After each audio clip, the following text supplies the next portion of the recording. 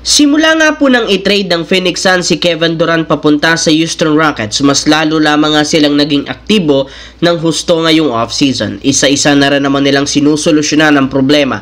Una ay ang literal pagpapa-improve ng front court sa pagkuha ng dalawang sentro. In fact, nakuha nga nila sa ginanap na NBA draft ang batang 7'2" na si Kaman Maluach mula sa Duke.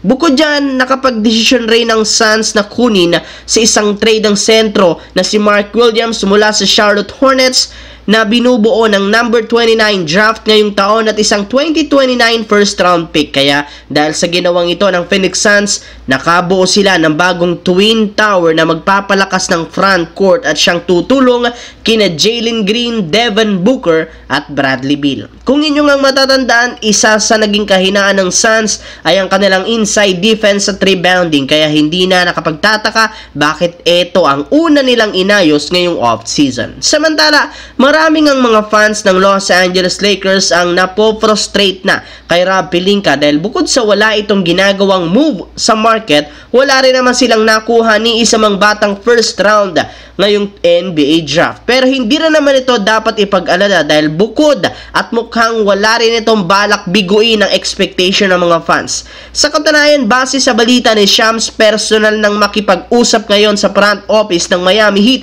para lamang makuha si Andrew Wiggins at maging ang sentro na si Kelly Ware. In fact, base sa balita, advance na ngang next step ang negosasyon ng Miami at Lakers kung saan balak ni Rob Pelinkang gamitin dito sina Rui Hachimura at Dalton Knecht. Inamin nga ng isang insider na mas lumalalim ang usapan ng dalawang team at inaasahan na magiging successful ito. Sa madaling salita, kapag natagumpay dito ni Pelinka, magkakaroon sila ng bagong 3&D player at isang bagong sentro.